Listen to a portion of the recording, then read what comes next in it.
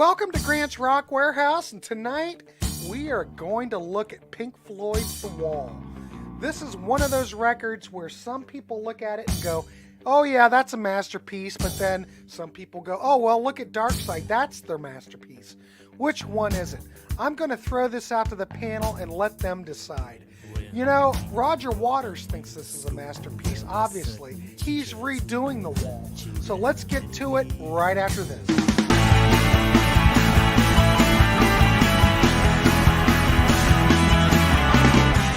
Welcome to Grant's Rock Warehouse, and like I said, we are going to look at The Wall tonight.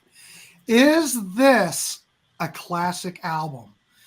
Some people don't think it is, some people do. I don't know. Is Dark Side the classic album, or is this? I don't know. It's one of those records where I've talked to people and they go, well, a lot of it I skip over. So if you're skipping over it, does that really mean it's a masterpiece? I want to welcome Peter Kerr. No, I don't. Peter Jones. Sorry, Peter Kerr. Love you, though. I thought maybe Peter Kerr is going to be here, but I've done that to Peter Jones before. Just that's okay. There's so many Peters running around. You can take that however you want. So Peter Jones, Bicyclelegs, and Davey Gallaher here tonight. And like I said, we are going to talk about Pink Floyd The Wall. And I want to get everybody's opinion of it because, you know, everybody does that I've ever talked to has an opinion about The Wall. You know, it's kind of a polarizing thing. I don't know if it's because of Roger Waters and his political stances and the way he's so outspoken on things. But The Wall has always been one of those records where either you're on board or you're not on board. Right. And I thought it might be a good topic just to... let's take a look at it. So we've already got 5 comments already. Oh, here we go. Yeah, and this is the other thing.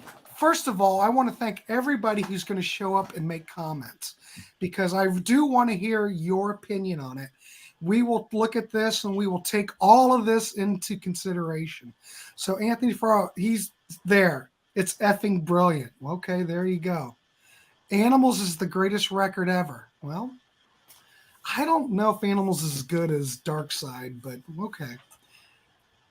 Here you go. Which one? Pink Floyd has 6 masterpieces. Okay. Brian McFadden. Hello again, gentlemen. Brian, how are you? Sean, welcome to the show. I say 3 masterpieces and The Wall ain't one. Holy boy, oh boy, D, look at you. Well, what we're going to do is throw it out to our panel. Like I said, we've got Peter Jones here, Bicyclelegs, and Davey Gallaher. See, Peter Jones, I fixed it that time. Let's throw it over to Peter Jones and see what he thinks about The Wall. Peter Jones, is this indeed a masterpiece? Or is it just a good record? I don't know. What is it? Well, you know, I have very mixed feelings about this. And I'm going to do my very best to be authentic to my own personal feelings, but separate it from the album itself, what it's intended to be, how it's executed, and because there is some separation here. Clearly, when this came out, it was different from what they had done previously. The Animals album looms large for me. It happens to be my favorite Floyd album, and when I first heard it, it did take a little bit to get used to because it's structured so differently, but it has a different purpose. This, if we want to throw the word out there, is the concept album. It's telling a story, so it's not going to be the same sequencing, same agenda, same purpose as a collection of tracks not intended to do what this wants to do. So you get a wide range of tracks here. You've got 8 songs that are less than 2 minutes long. You've got 4 songs between 2 and 3 minutes, 6 between 3 and 4, and 8 total between 4 minutes and longer. So you've got a wide range, but if you're telling a story, you have to have some kind of narrative to take you from one section to the next.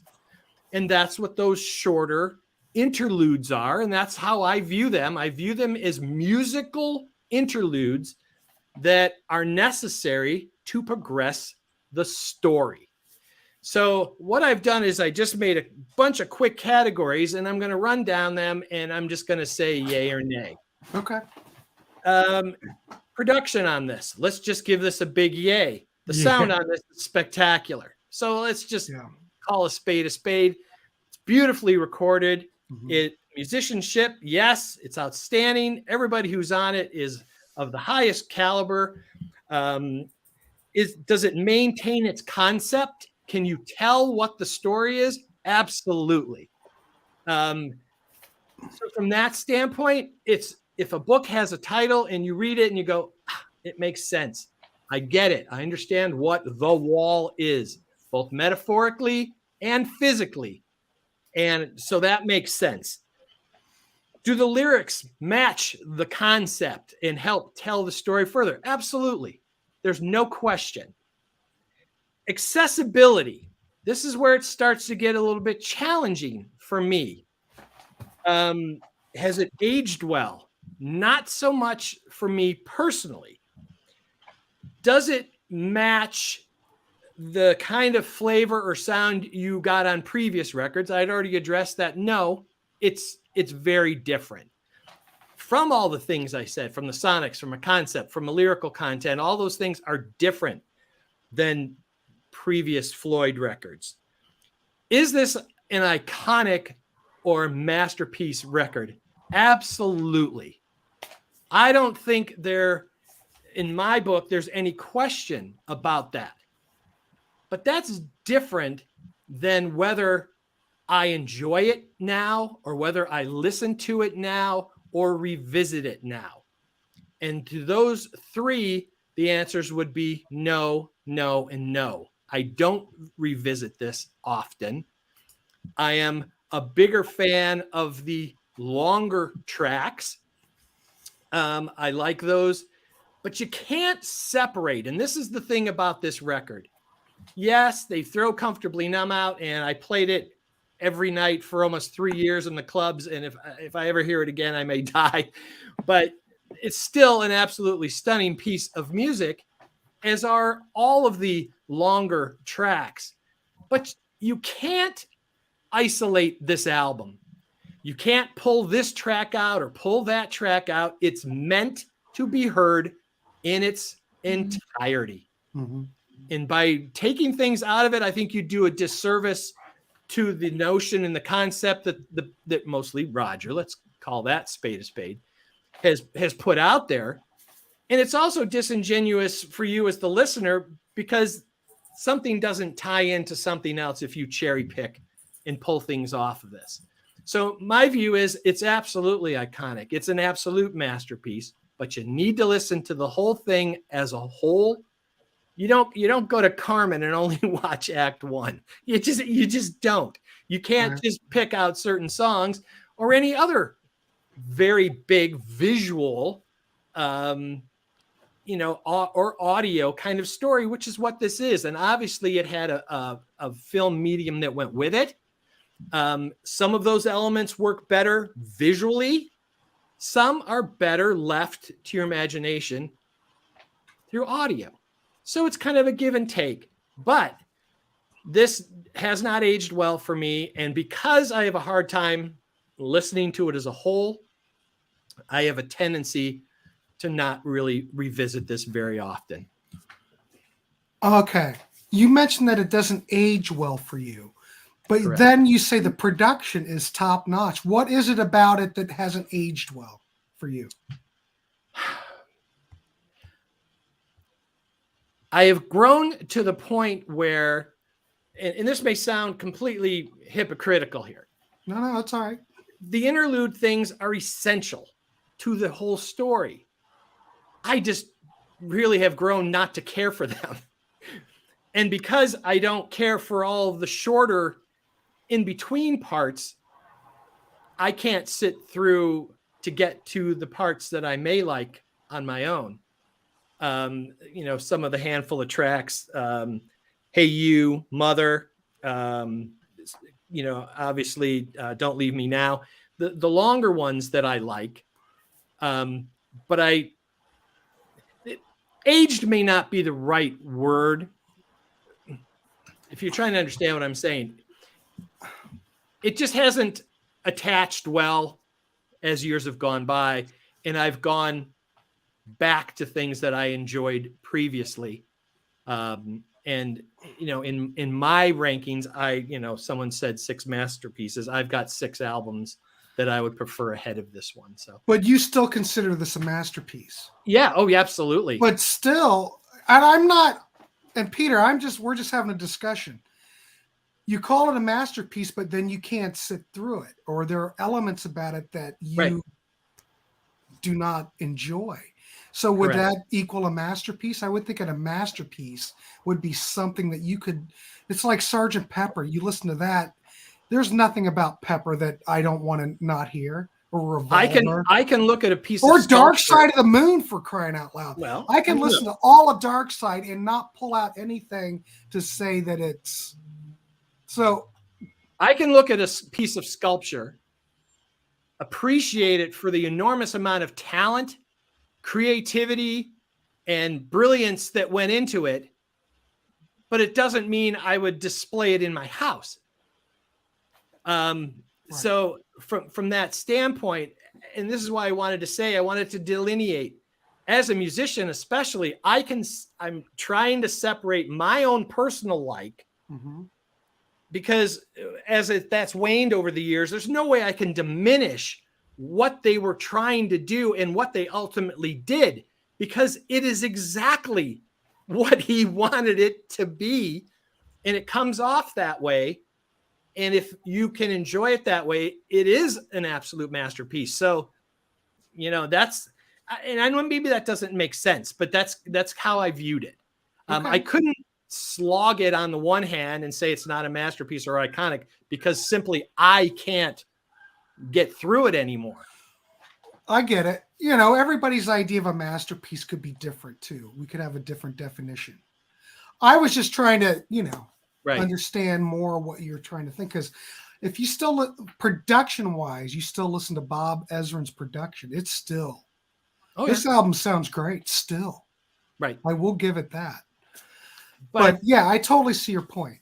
I prefer, and this will sound silly, but we all do this to our bands, whether we say it out loud. I prefer my Pink Floyd a little more understated, a little more back to 4-piece kind of element. It may have some backing tracks. And this is also missing a lot of key elements that I really like. I mean, obviously David is in there here and there, but most of this is Roger. Yeah. And there's very little of Richard that you can kind of hang your hat on. Heck, even Nick Mason isn't even on all the tracks. So, and so that is a little bit different. I prefer it more stripped down. I like it with a little more space. This is a much more broad, much more filled in production. And over the years, I have gravitated more back to the ones that I had heard previously. All right. Excellent. I appreciate that review. I guess it's a review. I guess it's more of an opinion. It's an opinion. It's an opinion, but I totally get where you're coming from. Bicyclelegs. Let's throw it over to you, my friend. What is your thoughts on this? Is this a masterpiece? Well, masterpiece is a big term, and it's not one that I want to throw around lightly. A couple of little anecdotes to start off. I mean, my introduction to Pink Floyd was Another Brick in the Wall Part 2. When that was a big hit, I was about 8 years old. When that was sort of a huge hit over 79, 80. It was summer for me, winter for you guys. And then when I was 15, I got drunk for the first time in my life. And it was also that night that I got drunk for the first time in my life, I watched the movie of The Wall. So if you can imagine watching that movie for the first time while you're drunk for the first time, it was quite a mind bender. But yeah, when I did a ranking of these, the Pink Floyd on my channel, I ranked this album 6th in the Pink Floyd catalog. And I mean, there aren't a lot of stinkers in the Pink Floyd catalog, so ranking it 6th doesn't mean I don't like this album. I really do like this album, but I definitely do think there are Pink Floyd albums that I enjoy more than this one. You know, it's a great album on vinyl. You know, also got the immersion box set, which I think Davy's got as well. But you know, so I obviously like this album, otherwise I wouldn't have shelled out for like an immersion box set or what have you. What Peter said was true. You know, you've got to remember that this is a concept album, but it's not just a concept album. It's a, you know, to use a really hackneyed term, this is basically a rock opera. You know, it really does tell a story from beginning to end with characters and all this sort of thing. And, you know, what Peter was saying before, if you look at it in operatic terms, those shorter pieces are what would be known as recitative in opera. And then your big production pieces like Comfortably Numb or Another Brick in the Wall Part 2 or whatever, those are your arias. You know, and I'm going to disagree with Peter on one thing. I do think a couple of these songs do work out of context of the album, particularly Another Brick in the Wall Part 2 and Comfortably Numb. I think you can take those out of the wall and listen to those songs just as individual pieces, and they work well. But a lot of the rest of the album, I do agree, needs to be listened to in context, especially those shorter sort of recitative pieces. But some of those are absolutely gorgeous too. Things like Is There Anybody Out There? You know, one line of lyric. That's the only lyric in the song, is the title, Is There Anybody Out There? But then you get this absolutely gorgeous classical guitar piece at the end of it. Just lovely little details like that. But I do think that this album musically would have benefited from a little more contribution from David Gilmour. I think the contributions that he does make, things like Comfortably Numb, Run Like Hell, Young Lust, you know, he does bring a little bit more interest, sort of differences. Like there's nothing on this album like Run Like Hell. And, you know, I just would have loved to have heard a little more of David's music on this album. Is it a masterpiece? I think the stage show was a masterpiece. I've seen I've watched the video that you can see out there of Pink Floyd performing The Wall on stage. And then I was lucky enough to be able to actually go and see Roger Waters do The Wall live. And it's an incredible show. I do think the album, as you're just listening to it, you kind of miss the visuals a little bit. So I don't know if I'd call this a masterpiece. Can we say masterpiece minus? Because I think that's where I would kind of fall in with this album. Well, that's fine. Hey, it's whatever you want to say. It doesn't quite make masterpiece, but it's just a notch under. Okay. That would be my opinion. So there you go. No, that's perfectly valid, you know. Zeb, to be honest, he prefers the live version they released from the 80-81 tour. Oh, wow. Yeah, there's some nice extended bits on that live version. Like you get, instead of Empty Spaces, you get the whole What Shall We Do Now, which I think is a much better piece of music. You know, it's got a much more, you know, there's a lot more lyrical detail to it. And then you get that sort of last few bricks improvisation between Another Brick in the Wall Part 3 and Goodbye Cruel World. So I think the live version, it has those little extra bitties that do make it a little bit better. Well, Dee has a good point. Do you think we needed more input from David Gilmour? Do you think? Well, that was absolutely my point. I know. Just musically. Everybody else. I'm throwing it out to everybody else. You think that one might have made a stronger record? I don't know. I mean, it wasn't so much a group. This wasn't really a group effort, so to speak. Like everything pre. Dark Side and everything. Before they started producing this album, Roger Waters basically walked in with 2 sets of demos. One was called Bricks in the Wall. One was the Pros and Cons of Hitchhiking. And he basically said to them, here are 2 albums. We'll do one and I'll do the other one as a solo album. Mm-hmm. So they were basically presented to the band fait accompli. Obviously they did a lot of extra work on what became The Wall. Bob Ezrin wrote a 40-page script for it to really sort of plot out, all the plot points of the album. And David Gilmour did manage to bring a few pieces of music in to it. But the album was more or less already sort of set before the band even got the chance to get their hands on it.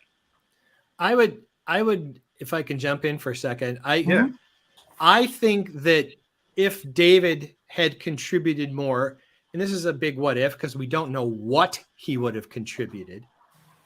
My first instinct would say that it would have diluted what Roger was doing and what Roger intended to do.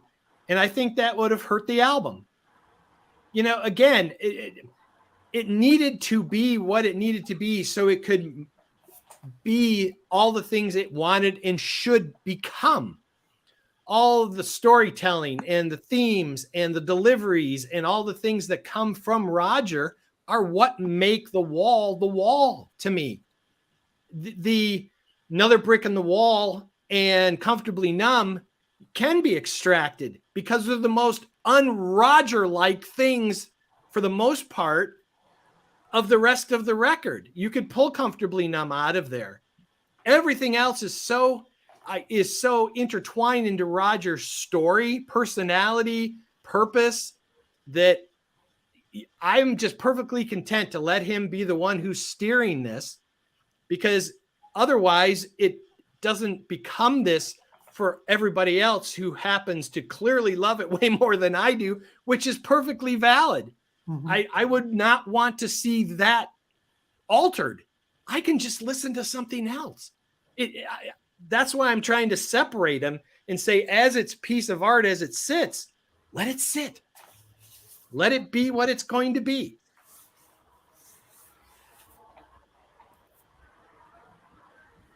Yeah. All right. There you go. Peter Jones has spoken.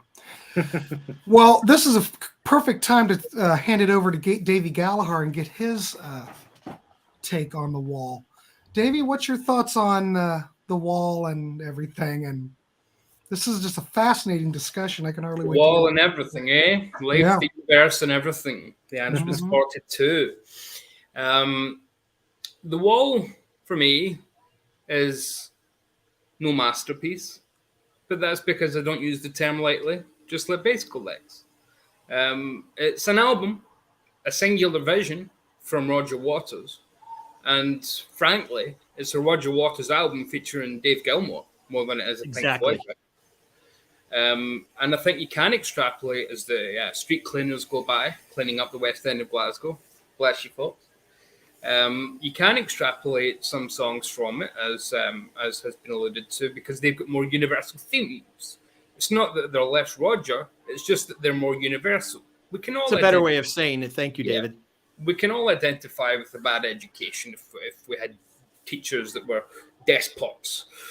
We can all identify with the feelings of Comfortably Numb, if not the actual incidents that led to the rating of it. But the record as a whole, it's Roger Waters' autobiography. So he had to come in with it fait accompli, or it wouldn't be what it is.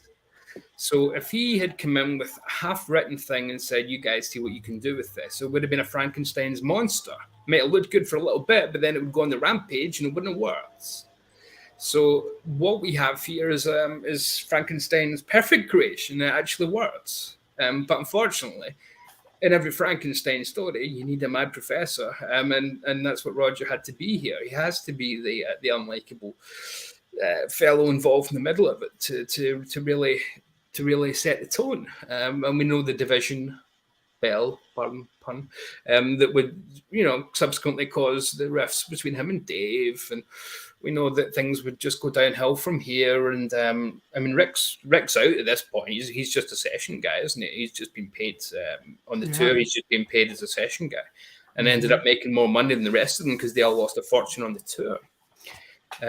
But for all intents and purposes, Pink Floyd don't exist at this point. It's just a brand name to sell more records because Roger Waters wasn't going to sell as many records. It's nothing to do with Dave's childhood. It's all about Rogers. It's all about his father, never meeting him. It's all about the relationship with his mother, the fact that he can't build relationships. It's all about recognizing that we all put these walls around ourselves when we're down, and the only way to break them down sometimes is to hit rock bottom, which Pink, if you will, does in the story. And it is a story. And as Peter rightly said, you have these interludes, which give you these passages in which we get more backstory, in which we can add in. Don't get me wrong, some of it's a bit shorthand, a school bell or an air raid siren, so we know what we're talking about. The sound of the Luftwaffe coming overhead and things, so we know we're in the middle of the Blitz, for example. So some of that's just storytelling without having to literally write about, and then the Luftwaffe flew out. We don't need to do all that. Just add a sound effect that evokes that. The school bell, the teacher shouting about pudding and meat. You're in a strict 50s school, that kind of thing. Just like later on, when Pink becomes the famous rock star, all of a sudden the vocals become a lot more aggressive, and that's the different kind of storytelling, really. The music itself becomes aggressive, and becomes very spiteful, and becomes very, very angry at times. And then a lot of times after that, it will dip right down again, and we'll get, the quiet acoustic tracks where Pink's maybe reflecting on what he's done with his life, but then still continuing to spiral downwards. We'll put up another brick in the wall. And it's fascinating to me that this did have such a massive hit single on it, because on the face of it, you shouldn't be able to take anything out of this. But Another Brick in the Wall was Christmas #1 in the UK. It wasn't a number one, it was the Christmas #1. It was the last #1 in the 70s, which is just ridiculous. I mean, the Christmas #1 over here is always something like, well, I wish it could be Christmas every day, by Wizards, or so here it is, Merry Christmas by Slade. It's those kind of songs. It's fun Christmas songs. And all of a sudden, oh no, you're just another brick in the wall. So very different. But I think that was the times as well. I mean, that was the first winter where Britain was under a Thatcher government, which obviously Roger would come to in the next album in a big, big way. So it was very much insular at this point. No doubt impossible to work with, but some great artists are. And that's what they have to be to become who they are as artists. If he was a great collaborator, which arguably was better early in his career, but he just didn't have the pull, perhaps. And I don't think he developed enough as an actual writer at that point, a songwriter. But I think Roger came into his own to such a point that he couldn't have worked with Dave for much longer. He couldn't have, possibly, if Dave wants to be Dave Gilmour. So he has to go off and do his thing, which ultimately would be that version of Pink Floyd's, and the solo stuff, which, whatever you think of it, it's what he wants to do. And Roger has his completely different type of stuff, which is much more, put it this way, in The Wall, you can hear everything that Roger Waters has done right up until Is This the Life We Really Want in 2017. You can hear the embryo of absolutely everything he's done since then. Right. Whereas with Dave, you can't say that. He's been influenced all along the way, and then he met Polly Sampson and things, and she became the lyricist, and he's much more content to make nice ambient stuff. I don't even mean that in a derogatory fashion, but he's not interested in big messages and whatnot. Whereas Roger is all about that. And in this case, he wanted his own personal message to be the band's major message. So it's taking the personal and making it extremely impersonal by putting it in stadiums, massive arenas, and some of it worked, some of it didn't. And again, the tour lost an absolute fortune for the band. The record was a huge success, but the record lost a fortune. And that's why there was a lot of problems getting the film made as well, because there was no belief in it, really. And there was a lot of fighting between Alan Parker and Roger Waters over control over the film itself. One of the unspoken heroes of the whole thing has to be Gerald Scarfe. I think his artwork, not just for the album, but the promotional material that then inspired the film itself, I think completely defines this era. So I think from start to finish, you have to just look at this as a Roger passion project. And say, did it work for the masses? Well, of course it did. It was a massive seller. But could they have released anything at this point and been a massive seller? I don't know. I don't think Pros and Cons of Hitchhiking would have ever been as big as The Wall. No. But then again, that's looking at it through the rather awful production of that album. So if that had come out in 79, who knows? But just the themes of it even aren't as interesting. To me, this is a big, massive epic, but at the heart of it is a lonely, frightened young boy. And I think that's kind of beautiful in its own way, where it all stems from a rough childhood, a tragic childhood. I mean, see, when I see people say things like, oh, so sad for Roger, oh, his dad died, oh, look, he's a billionaire, who cares? You think, piss off, until you've walked a mile in anyone who lost their father before you were even born's shoes and lived that exact life. Don't dare pass comment on something like that. Don't dare. That's an absolute disgusting thing to do. Pass comment on any of his political opinions you want to. That's fine. That's fair game. That's all fair use. But a little scared boy who wishes he had a daddy, I think we can leave that alone, no matter how old he is now. I think we can leave that to one side. So, is it a masterpiece? Again, I don't like throwing the term around. It's a Roger Waters project, which became much bigger than I think anybody ever thought it would. But ultimately, is it even their best album? I'm not really fussed. I don't do ranking shows for a reason, because I don't need to choose. They're always going to be there. I'm never going to choose between The Wall and Meadow, for example. I love them both, but I'm going to be in the mood for one or the other. I'm never going to be choosing between the two. Yeah. So I'm always going to be in a position where I can judge everything on its merits. And as for those who want it to be a single album, no. You don't cut down Les Miserables. You don't cut down Dance. Even though some passages are not as interesting as others. If you don't have the time to listen to a double album, don't put a double album on, folks. It really is as simple as that. Put on a single record. So, stick on Dark Side if you want something funny called Dark Side accessible, because it is quite wild in places, but it's reasonably accessible. Yeah. So stick on Dark Side if you want an easier 40-minute listen. That doesn't require your total and utter patience. It will literally wake you up at points with alarm clocks to remind you what you're doing. So stick that on instead. Whereas this, it ends with a track where you have to listen so carefully to hear what Roger's saying. So carefully, because it's under his breath. It's intentionally mixed really low under the guitar. Because if you're not paying attention at that point, or Pink has his final epiphany, you don't really deserve to know what happens. And the key to the whole record is in that last track with those buried vocals. So from start to finish, I think it's a rewarding listen. You can't take a minute out and still call it The Wall. You can't. It would just be abridged highlights.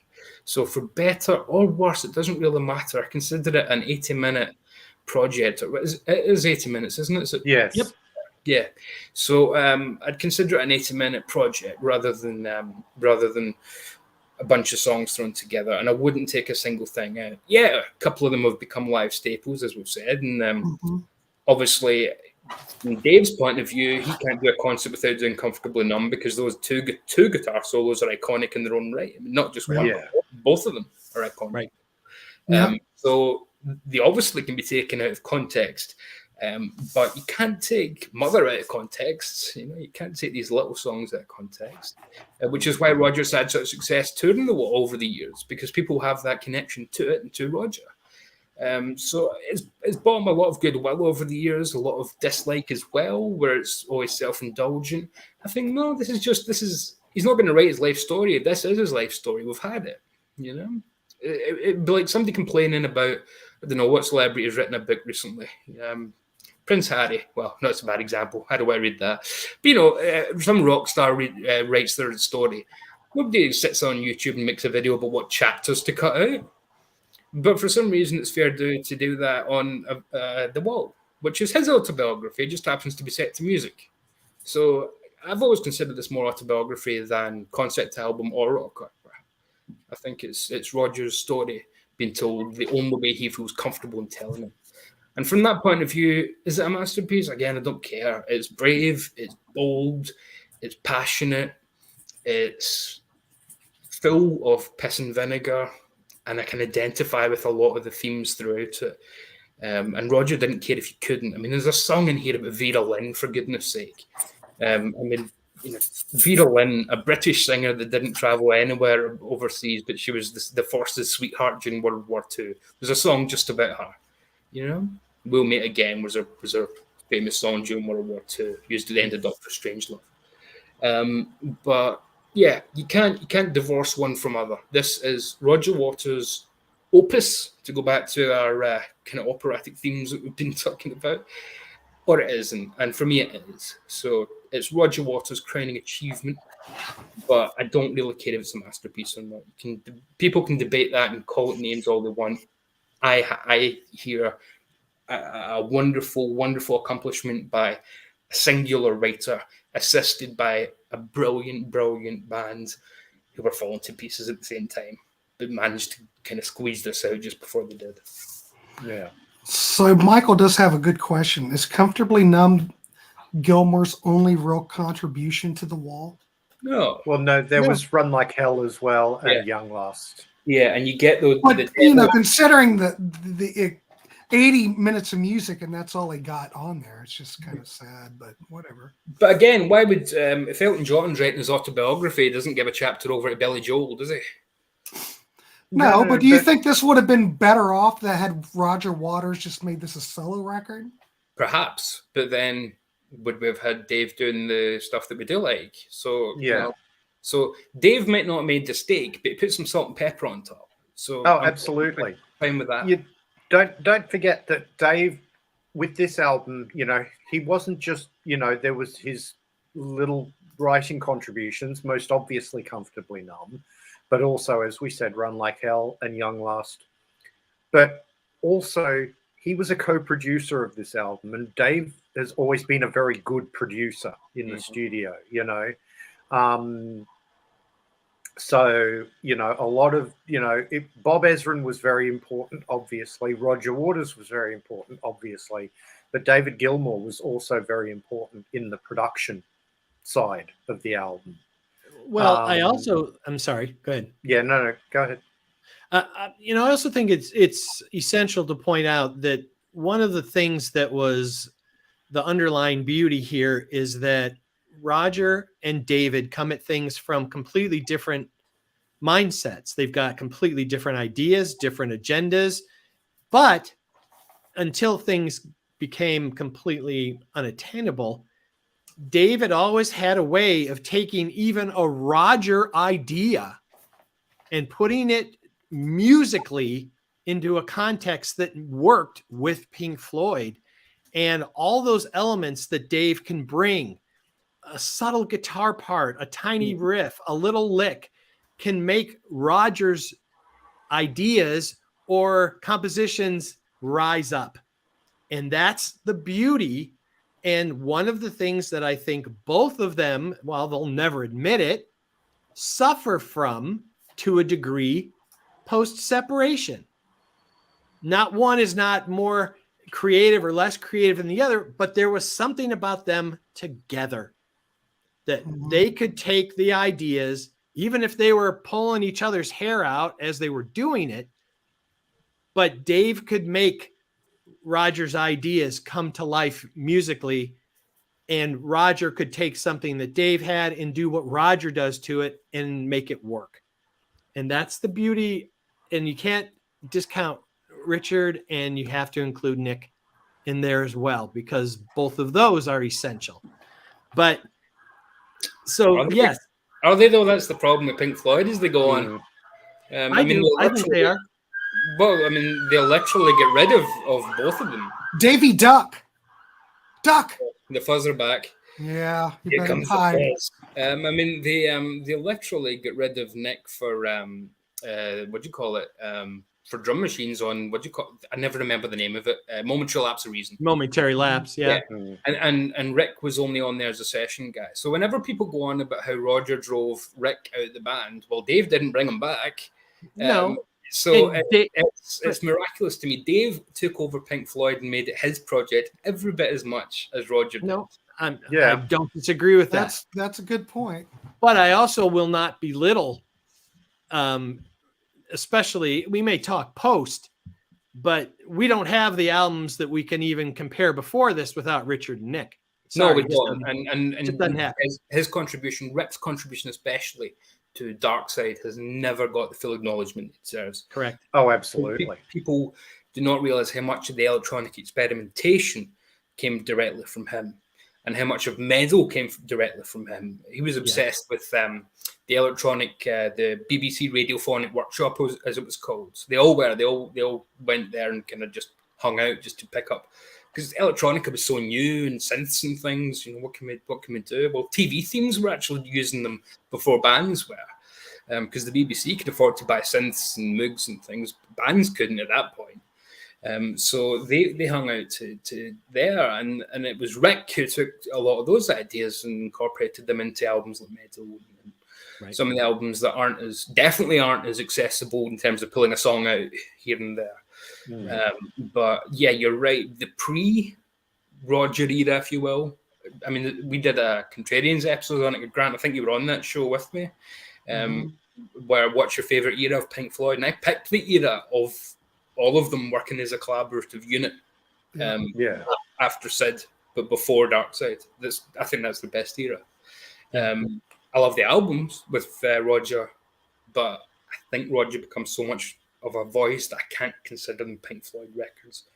Because like Animals as well, there's some great Dave playing, especially if you get that remix, which is just unreal. Oh, it's well worth picking up. Yeah, remixes. But again, thematically, Dave just never had those kind of ideas, and LeBrain just doesn't work that way. He's a musician, but he's not a writer, and there's nothing wrong with that. There's absolutely nothing wrong with that. No. George Orwell could never have played the guitar as well as Dave Gilmour. Right. So there's no shame in that. And you're right, there was a synergy that they had, even if they wouldn't want to admit it. I think Roger's been luckier since, because he's got friends like Eric Clapton and Andy Fairweather Low, who are also in sync with him and play on his records, and are world-class guitar players. Dave relies so much on Paulie Sampson, who I don't think is a terribly good writer at all, I'm afraid, that I don't think his material just gets anywhere near Rogers. But this is the period, this is the last dance really, where I think you can even call it Pink Floyd. I'd argue you can, but I think you can just about get away with it. But I'd still argue that you could actually call this Roger Waters and Friends. Right. Zeb asked a question about Nick Mason's contributions.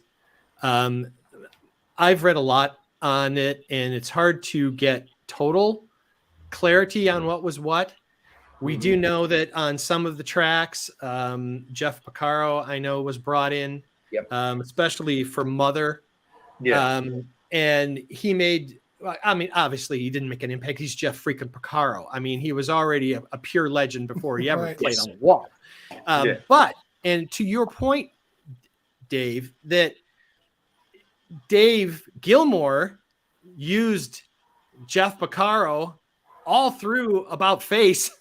And it has this kind of feel and element to it because that's one of the things that Porcaro's so good at. Well, I mean, musically, yeah. But again, I think that, again, it's what you're into as a music fan. I am a thematics person. I'm a literal person. I come from it. I mean, my degree was in English lit. So I come at it from that kind of side, as well as what I enjoy musically. I was just talking from a feel and I mean, Jeff's got a rhythmic mood. But, you know, you could put, I don't know, Bernard Purdie on that record and it would sound great as well, I'm sure. But, you know, there's just Roger's got such grand ideas. And I just wish Dave at some point had hooked up with someone, because Paulie's not got them, I'm afraid. Someone else that had just ideas, you know, just big picture, and said, I've got this idea, you know, theme that I like to explore, and Dave clicked with them. But at the same time, he's worth hundreds of millions. He's happy to make records with his wife. Hey, bless him. Lives in a riverboat, for goodness sake. But I just don't think that's what Dave wanted to do. I don't think he wanted to do thematic records. I think he wanted to do records that sound lovely. And I personally think that his records do sound lovely. See, I think they are thematic, though. That's the issue. See? Yeah, but the thing is, I love Dave Gilmour's guitar playing. I love Dave Gilmour's voice. Yeah. I could listen to Dave Gilmour sing the phone book, and he basically does. Yeah, so that's the problem for me. That's the problem. It may as well be the phone book. You know, but that's the thing. It doesn't bother me. I just love to hear him sing. I do too. So, and I know I'm probably, Dave, you and I have had little conversations and we've exchanged notes. I mean, you're not as a fan of the solo material. I think About Face is an exceptionally strong record. I think there's a lot of things that are in there that, I mean, if I listen to Near the End, that's about as emotive and and I would say Floyd-like, but it's just moody and introspective. I will 100% defer to you on it, Peter, because I think I've become so entrenched that I'm probably now hearing my own biases thrown back at me in the music. That's okay.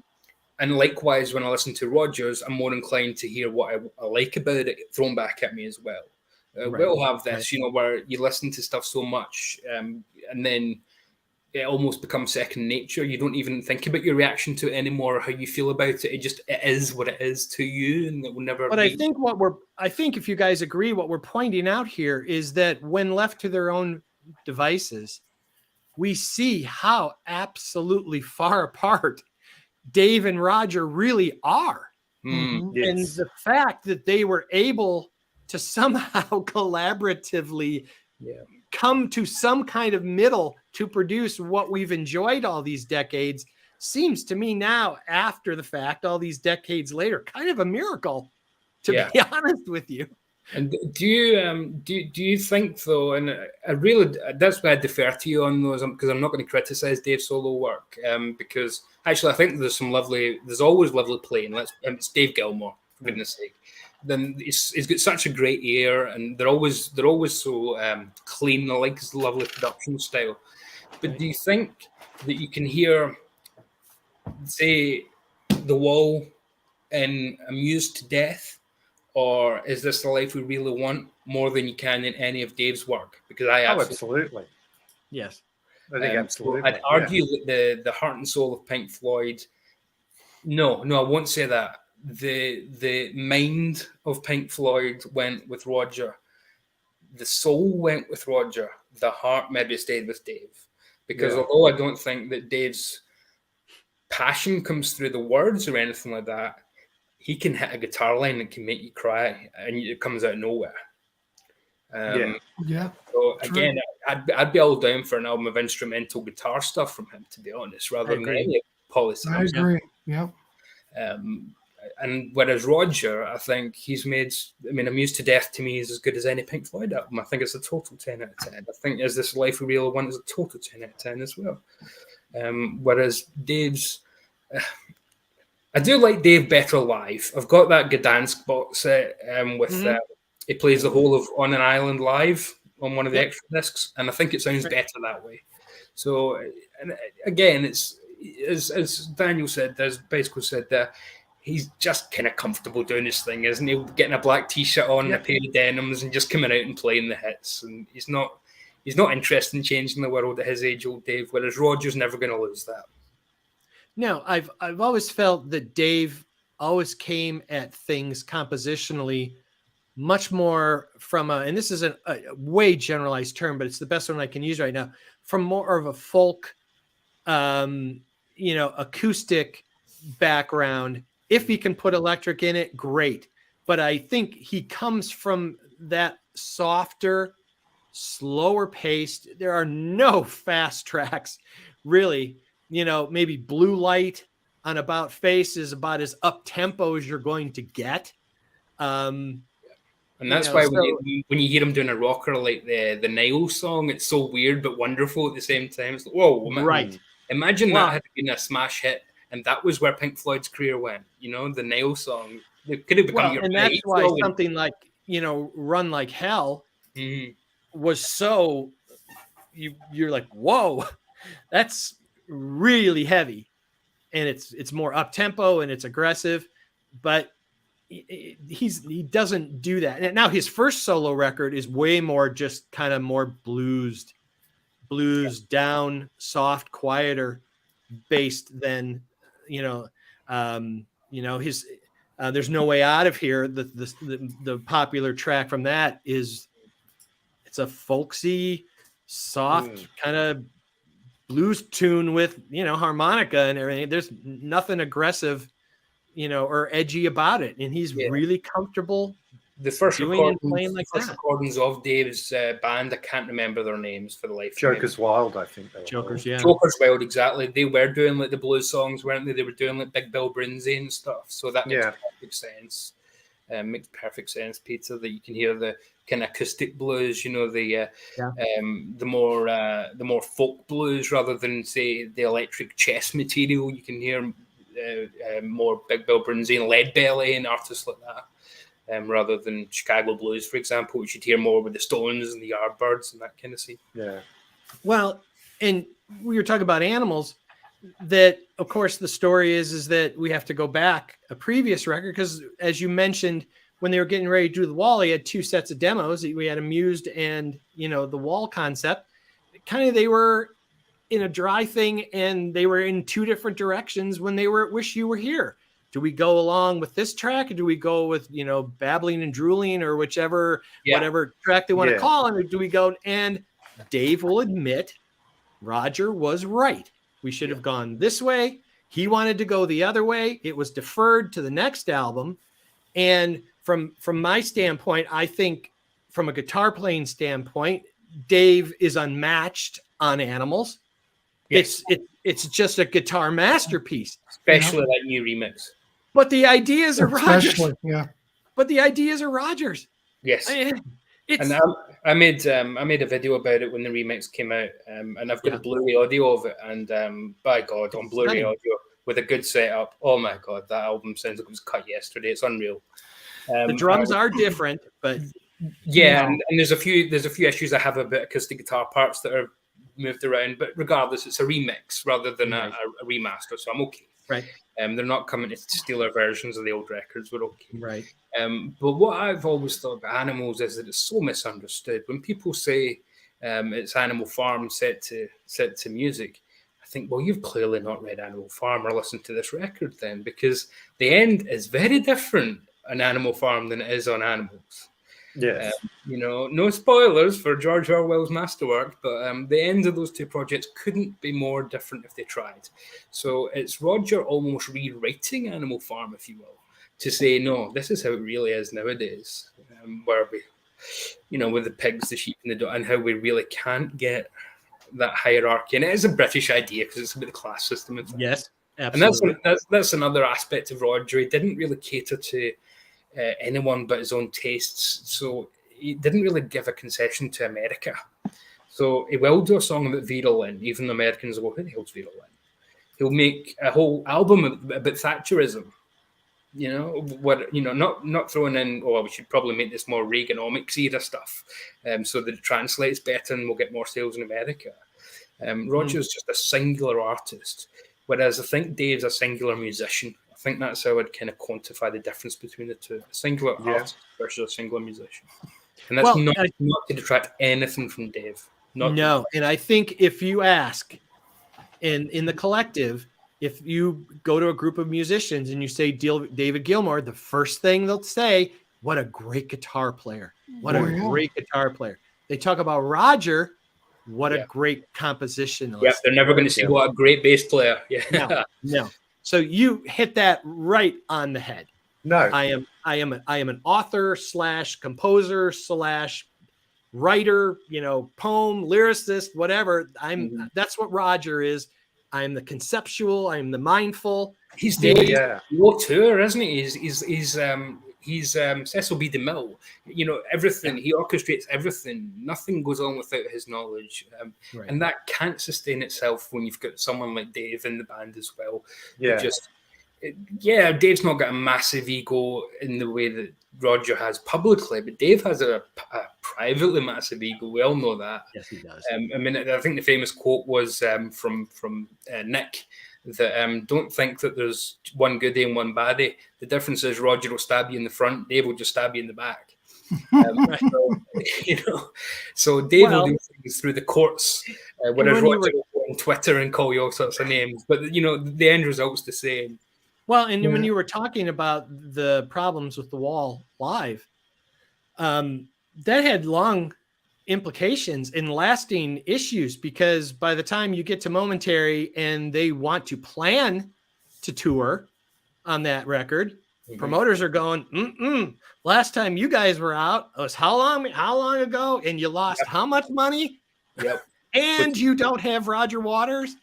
I don't think so. Which is why that tour was much bigger, whereas the Wall tour was very small comparatively. Yes. They had to make that next one massive to pay off their debts, basically. Well, and it's a side story, but it's a fun story. Go look it up, folks, on how how Nick Mason helped finance it by putting one of his most valued cars up for collateral, which allowed the tour to happen. And, of course, they made a gazillion dollars on that tour. But talking about Roger as a bass player, he's a good bass player, but go back to Animals. Most of the bass on Animals is played by Dave. Played by Dave, yep. Oh, it is? I didn't know that. Yeah. It's like George Harrison's guitar parts. Some of his most famous guitar parts are played by Paul McCartney. Yeah. Well, yeah. Yeah. Well, you can tell when it's Paul, though. Bass is a little bit more hard to. We can, but we're talking about the record buying public could just buy it. Bought the single or something. Right. But I also think this is where again, Richard is not given his credit. My God, it's some of the most understated yet beautifully played keyboards. The Fender Rhodes and the beginning of Sheep, and oh God. Yeah, makes the hairs stand up on the back of your neck, and is much infighting. And there's things that were going on. I don't know how you pull off something like that and have it be that cohesive. And it worked on just so many levels. But it didn't have the commercial hit. There was no hit off it. There's no single. And that was the difference. The Wall had two massive singles. Yeah, I mean, you have the Floyd albums after this would have a song that would be more successful than others, like Learning to Fly, right? And then High Hopes for Division Bell. But you're right, they weren't bothered the Christmas #1 point at that point. At that point, they weren't going to appeal to the singles market anyway, so that's fair enough. Dave aged so much just in that 10 years as well. Goes from the long-haired Pompeii era to look at him just 10 years later. It's like it's like two different people. Yeah, he aged like 25 years. It's quite unreal, Dave's difference. But hey, and then the general fact that it was approaching the 80s anyway, and the 80s tended not to be kind to a lot of artists who were quick to indulge in some of the new technologies. And actually, I think some of the solo records from Nick point that out. They are really quite bad in terms of he's thrown himself way too far into some of the early 80s technology. And, wow. But yeah, I think Floyd just got by in their legacy after. And in fact, I'll include the final cut in that because although I like it, I'll acknowledge that a lot of people don't. So I think after this, Pink Floyd never made an album that really cemented itself again with the public overall. There would always be a caveat. Yeah. There would always be an asterisk next to it.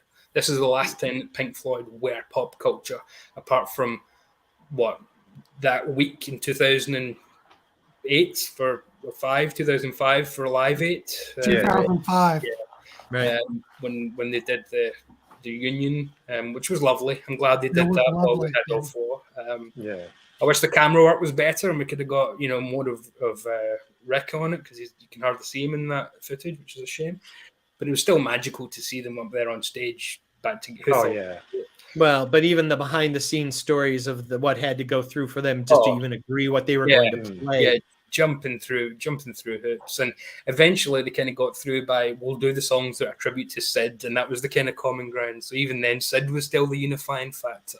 Yeah. Which again, and I think the Pink Floyd story is ironically.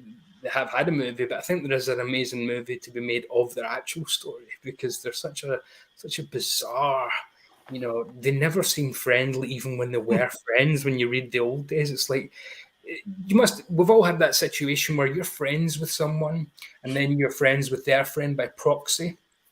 And then that middle person maybe moves away or something and you're still hanging about with that other friend and you don't really know why. That seems to be Roger and Dave. After a while, they had Sid in common. Then Sid's off the map, and then they're kind of stuck with each other, not really knowing what to do. Try and make it work for a good 7-8 years, and then things just had to come to a pressure point. Well, and we saw with Nick, he jumped camps. I mean, he was all over the place, and he's like, oh, he's doing Momentary, and he's doing, but by that time. He's wait a second, Rogers. Well, okay, I'll go play with Roger, and then it's like, well, no. So now he's at the point I'm just going to do my own thing. Yeah. And Rogers come and hung out with him, but you're not going to get Dave ever to do that. No, Dave will never show up at a Nick Mason Floyd show. That's just not going to happen. Although there is that. Kind of forgotten time that Dave came back to play with Roger in 2011 or 12. Yeah. People kind of forget about that. They had a period where they were cordial with each other, and they were kind of. It was about the year they were doing these kind of box sets and things, and things were actually going smoothly and relatively for Pink Floyd, and then shortly after it all fell apart again. I think with those kind of guys, it just takes one little comment. And it all starts up again. Because as we know, Animals was supposed to get this kind of treatment, and it ended up not getting it, all because of the liner notes. Roger commissioned liner notes, and Dave didn't like them. I mean, that's the kind of childish stuff that we have. It's petty, isn't it? Yeah, with a couple of guys that are closer to 80 than 70.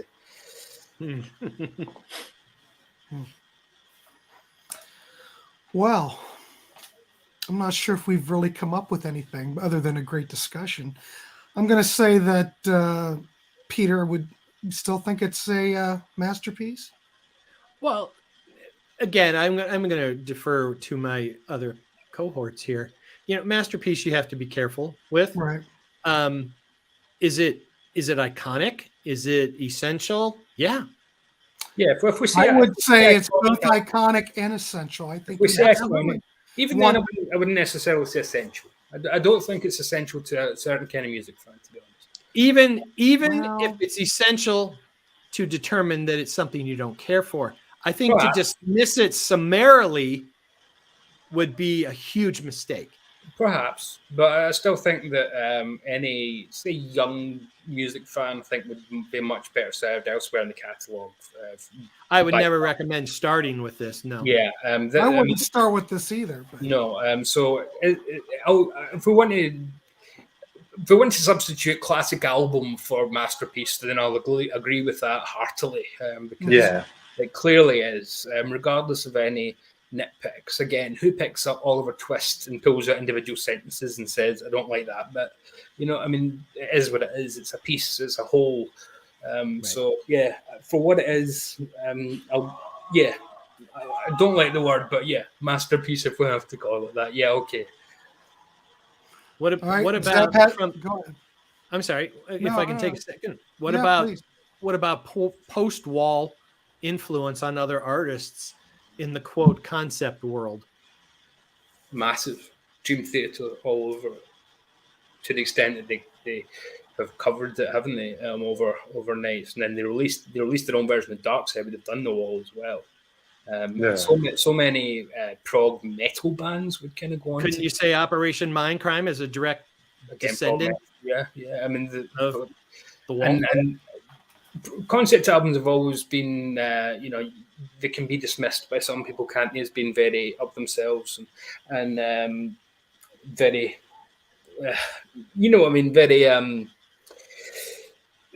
what's the word I'm looking for? Very, come on, help me out.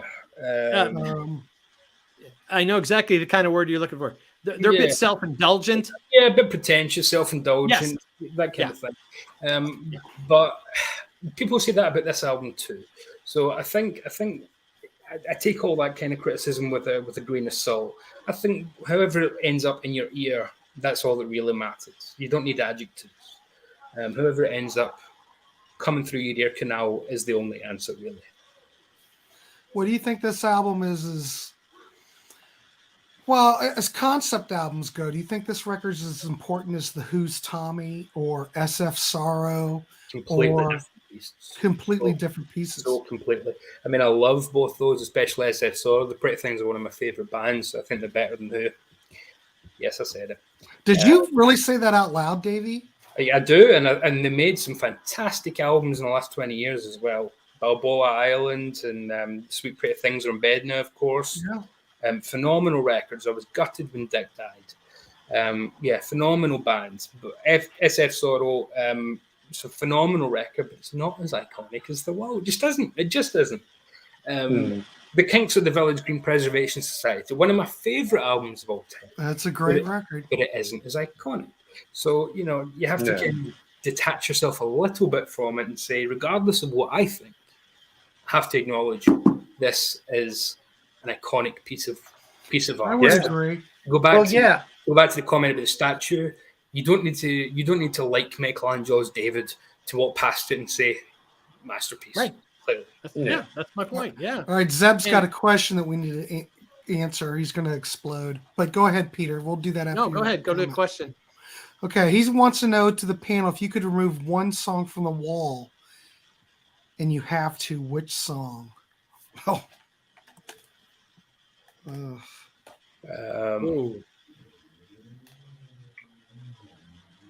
Whoa. Well, I mean, you could theoretically, and this would completely change the tone of the album, but you could theoretically remove Outside the Wall, which is the last track, and leave it open-ended as to what Pink does. I would say that probably could go. Again, that's sung under the solo and the mix anyway, that a lot of people probably don't even realise there is bloody lyrics. So yeah, Outside the Wall is probably the cheap and easy answer for that one. Yeah, I'd say Outside the Wall too. I'm looking at these, and you pull any one of these out of here, you just took an artery out. Yeah. Even if it's only a minute and a half long. Yeah. See, even a song like The Thin Ice, which really doesn't do a lot to move the plot along. It's just sort of, this is Pink as a baby. I always felt like the story doesn't really get going until Another Brick in the Wall Part 1. In the Flesh with the question mark is kind of the opening salvo, as it were. Then you have The Thin Ice, and then the story really gets going. But even then, I don't think you could take those songs out without losing something. Even Thin Ice has the line about coming out his mother's womb with fear flowing behind him. Yes. So he was born that way. So he was born to make walls around himself, as we all are. So even that. And here's another really important point, because you were talking about, people making comments later in his career. I mean, he's super rich, whatever. Roger firmly believes, and there's a lot of evidence to support this, that as human beings, our socialization of who we are is established so early that in his world, under his circumstances, with his loss in his environment, this is going to carry into his teens and into his young adult, into his adult life and further. It has to. Yes. You don't separate it just because he's gotten rich.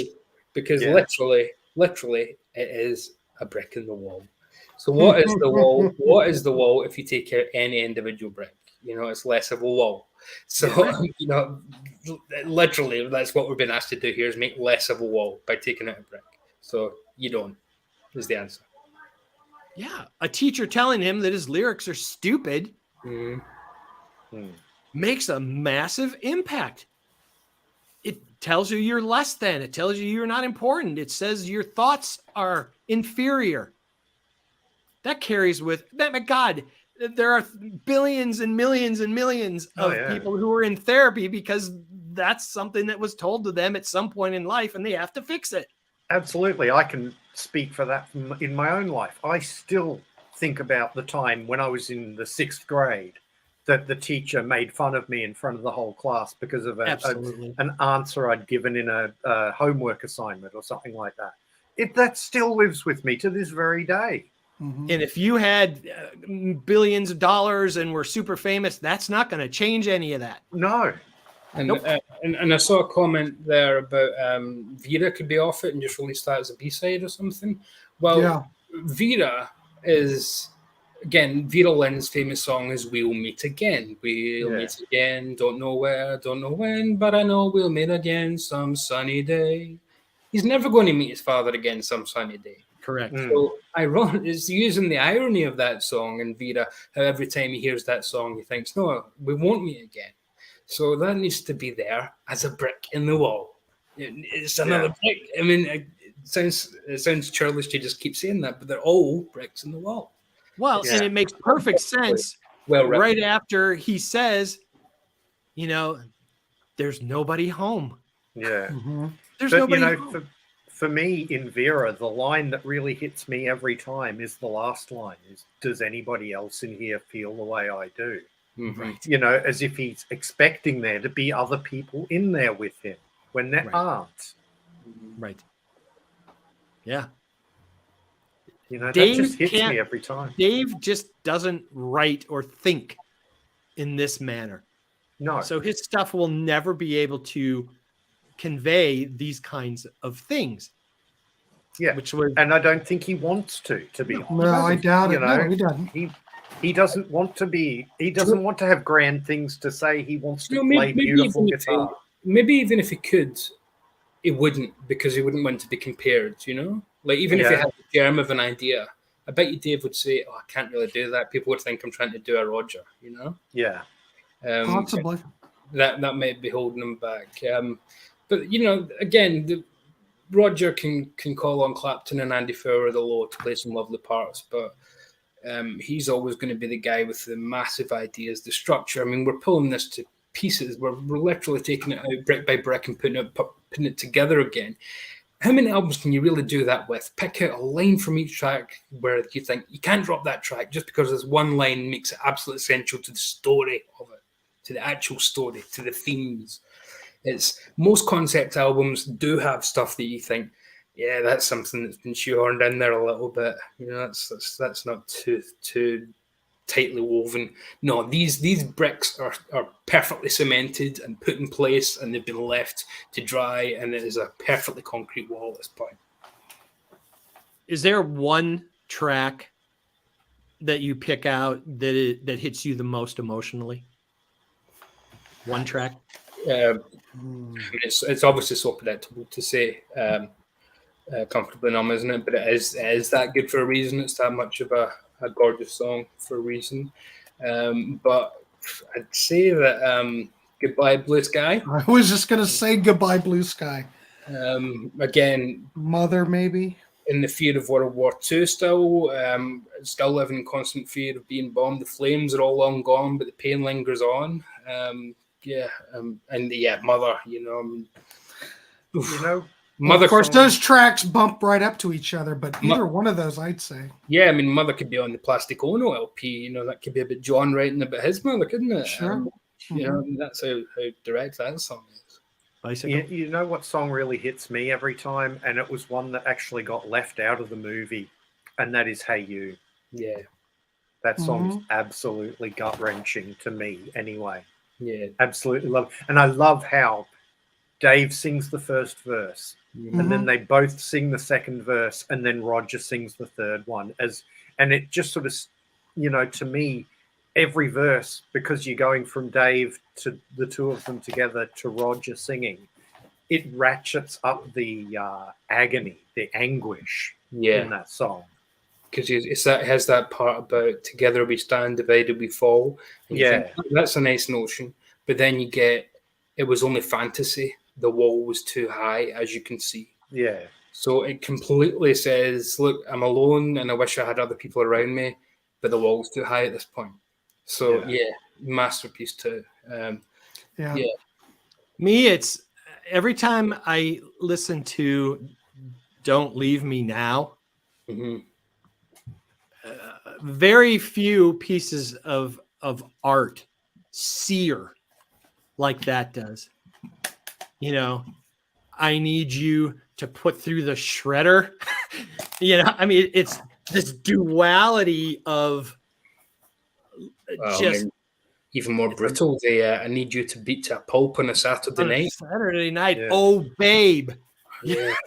So that we learn that Pink has is become a horrible person based on the bricks that he's put up, and the way he's it's the way he's been raised. It's nature versus nurture, but one way or the other, he's beaten his women. So there's no excuse for that, regardless of what the experience is.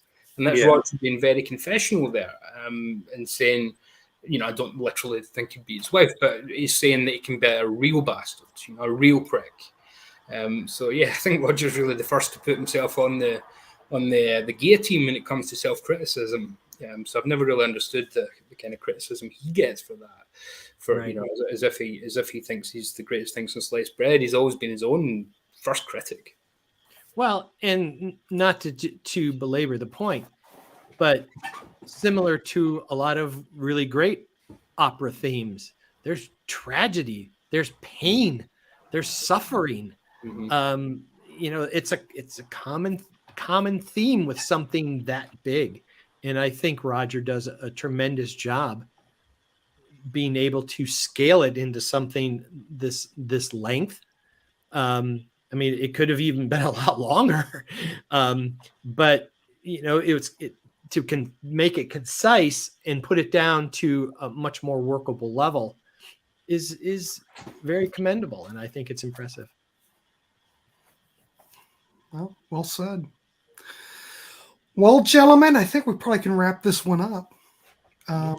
I would probably say, based on what everybody said here, I think it'd probably be considered a failed classic, failed masterpiece. I think just ditch the masterpiece and we can all agree on classic album, iconic album. It's a classic album, classic iconic album. Yeah, right. It is. Pretty sure I read this recently. It is the best-selling double album in history. Right. Yeah, it is. Yeah. I never really much thought about it, but it probably, I can't imagine what else would be would sell more than this record. Yeah, maybe a Physical Graffiti, but that's nowhere in that category. No, it's not. This is in a total different world. The Wall could do the next one, final cut. Dean says it's iconic. He also said it was a great chat. And Zeb says it's highly iconic. So I'm going to go with not a masterpiece, but very iconic. There are brilliant things on the record. Don't get me wrong. But is it up there with... I wouldn't say. I would have to say that. I'm going out on a limb, but I would have to say that Dark Side's probably their masterpiece, and I think that's probably the general consensus. This might be up there too, but with Pink Floyd, there's so many. Yeah, they're so different. I think masterpiece has to be reserved for such an elite that it really needs to be such a small group. It has to be the very best of Chopin, of Bach, of Miles Davis. Beyond just a band, but just maybe a genre.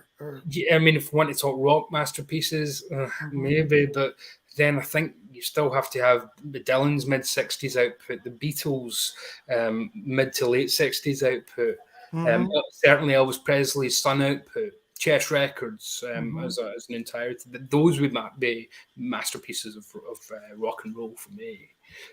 Before anything. Maybe a Hendrix debut or something where that just completely changes the whole landscape.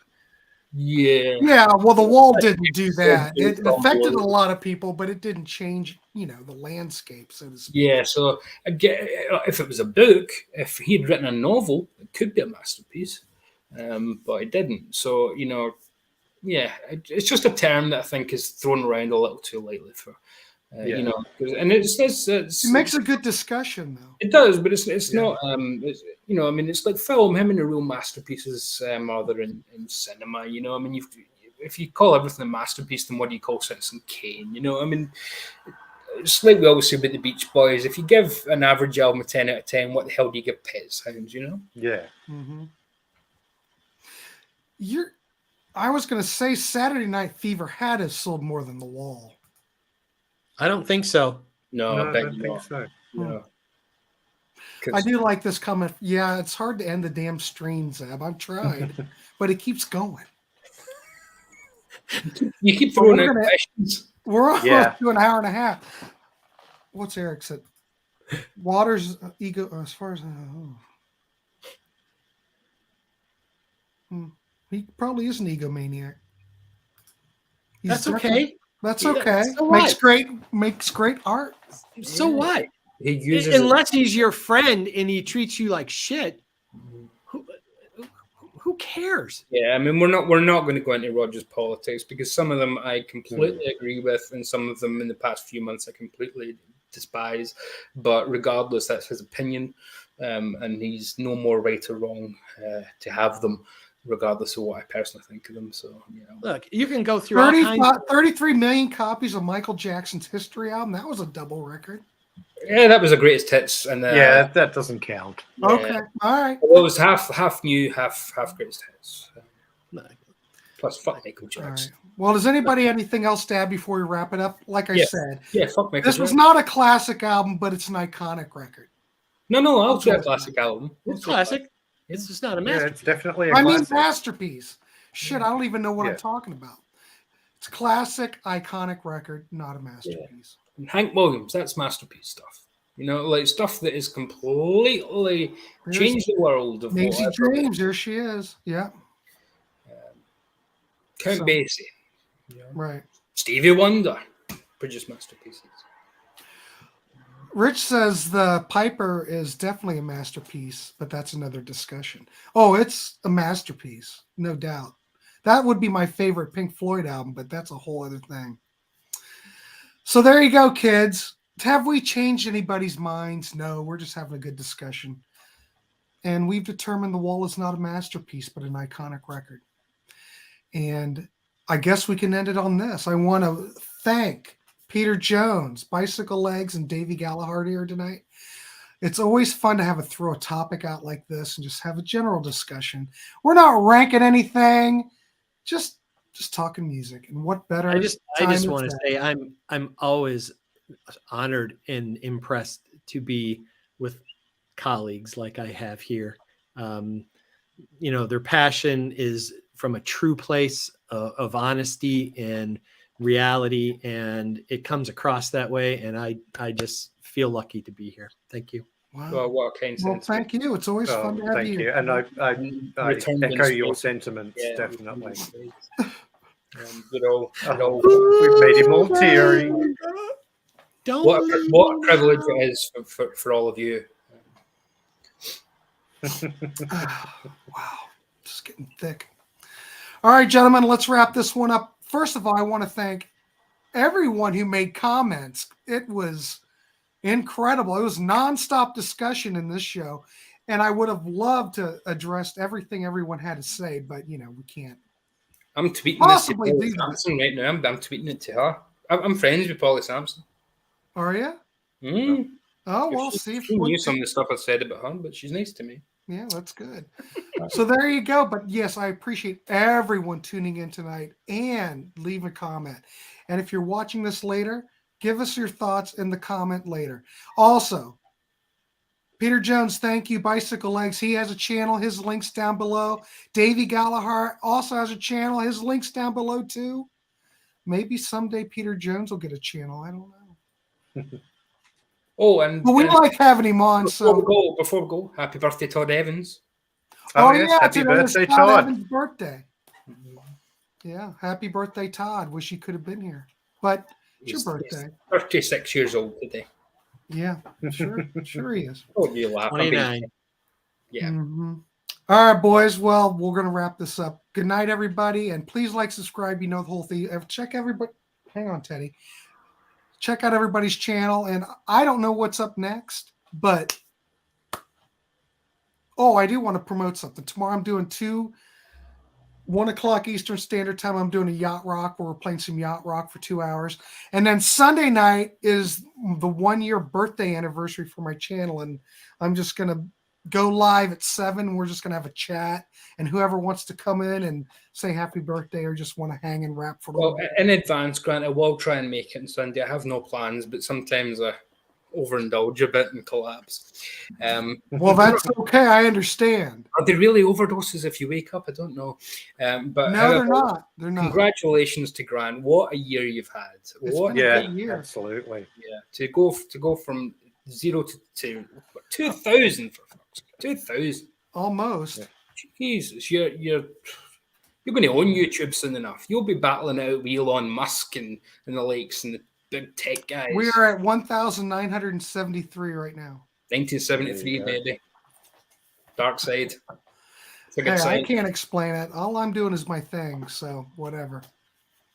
No, don't say that. We can explain it. It's your wonderful, wonderful guests. Well, of course. I wouldn't be anything without you folks. Give me a break.